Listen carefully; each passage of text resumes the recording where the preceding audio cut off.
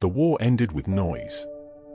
But for some families, the silence that followed was louder than any explosion. Church bells rang. Radios crackled with victory. Crowds filled streets, laughing, crying, hugging strangers. The world was told it could finally breathe again. The war was over. The lists were coming. Names of survivors. Names of the fallen. Closure, at last. But his name was never called. At first, no one panicked. Trains were slow. Records were messy. Everyone said the same thing. Give it time.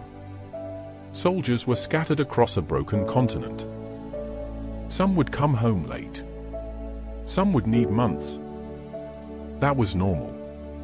Weeks passed. Then months. Every knock at the door made the heart jump. Every uniform on the street pulled the eyes toward it. Mothers kept coats ready. Wives kept beds made. Fathers stood a little straighter when footsteps approached, just in case. Letters stopped coming. The last one had been short. Just a few lines. A place name misspelled. A promise to write again soon. No drama. No goodbye. Nothing that sounded like the end. Officials spoke in careful words. Missing. Not dead. Not alive. Just missing. As if a man could simply slip between categories and stay there forever. Some families clung to that word like a lifeline. Missing meant hope. Missing meant he could still be breathing somewhere. Working. Waiting. Surviving. Others hated it. Because missing also meant no grave. No folded flag. No final prayer. It meant history had pressed pause and walked away. The war had a clear ending date. Parades proved it. Treaties confirmed it. But for these families, the war didn't end at all. It simply changed shape. And far to the east, beyond ruined cities and new borders, the answers were already disappearing. The last confirmed sighting was almost always the same. A column of men. Thin. Dirty. Guarded. Moving east. No cheering crowds. No cameras. Just prisoners of war being pushed down roads with names no one outside the region could pronounce. Villages burned behind them. Uncertain camps ahead. On paper, these soldiers were still alive. Their names were written once. Captured near this town. Taken on this date. Transferred to an unknown location. After that, the trail went cold. The Eastern Front was chaos even after the fighting stopped. Borders shifted. Armies collapsed. Governments fell and reformed under new flags. In that confusion, prisoners became paperwork. And paperwork was easily lost. Some were sent to labor camps. Others to rebuild cities they had helped destroy. Many were moved again and again, counted, recounted, then forgotten. Names misspelled. Numbers swapped. Entire lists rewritten. Survivors later spoke of men who simply vanished overnight. One day they were sleeping on the bunk beside you. The next day, their place was empty. No explanation. No record. No return. For families back home, rumors filled the gap. Someone heard he was seen in Siberia.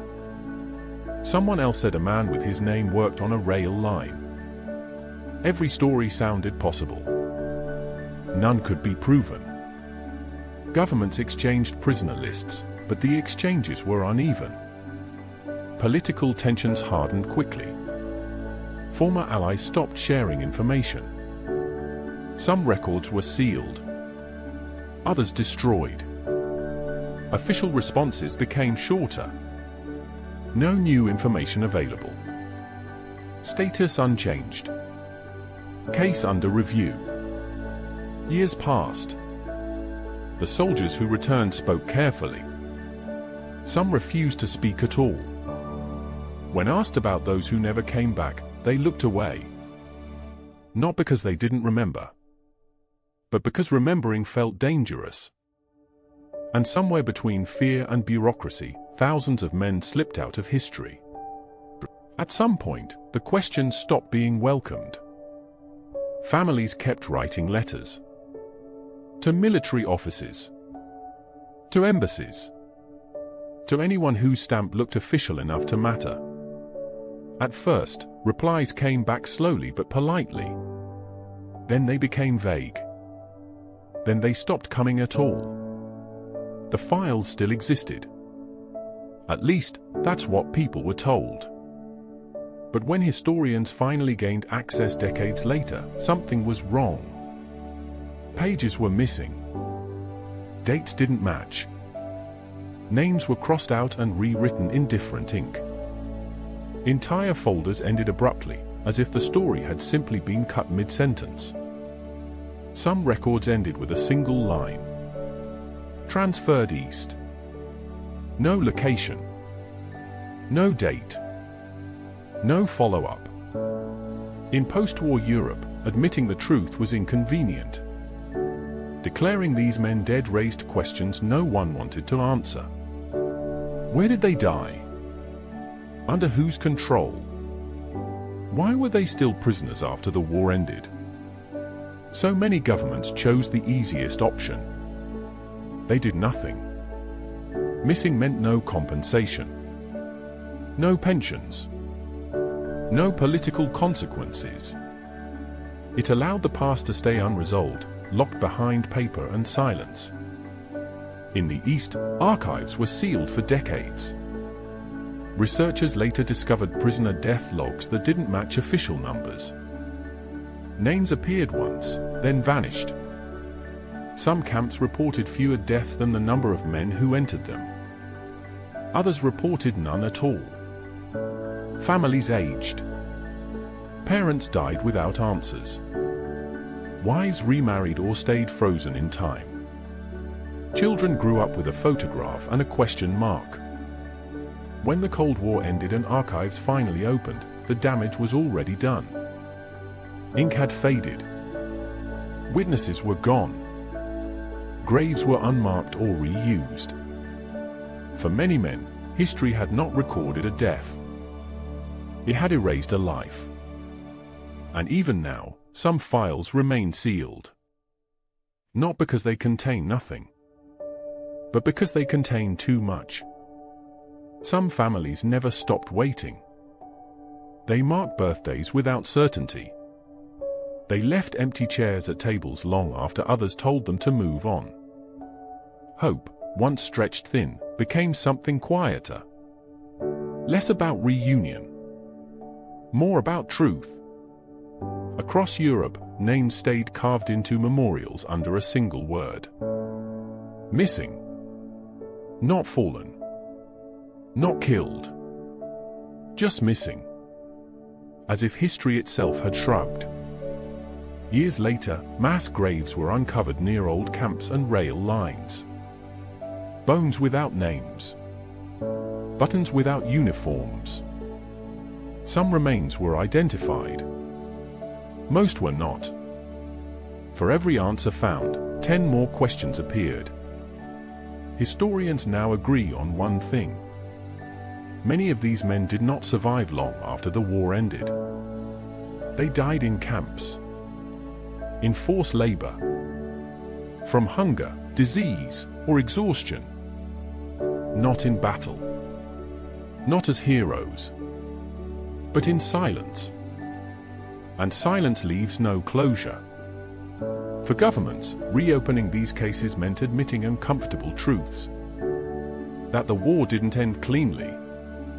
That prisoners were held illegally. That human lives were lost after peace was declared. So the cases stayed open. Not officially unresolved. just never finished. Today, descendants still submit DNA samples, still search archives, still chase rumors passed down like fragile heirlooms.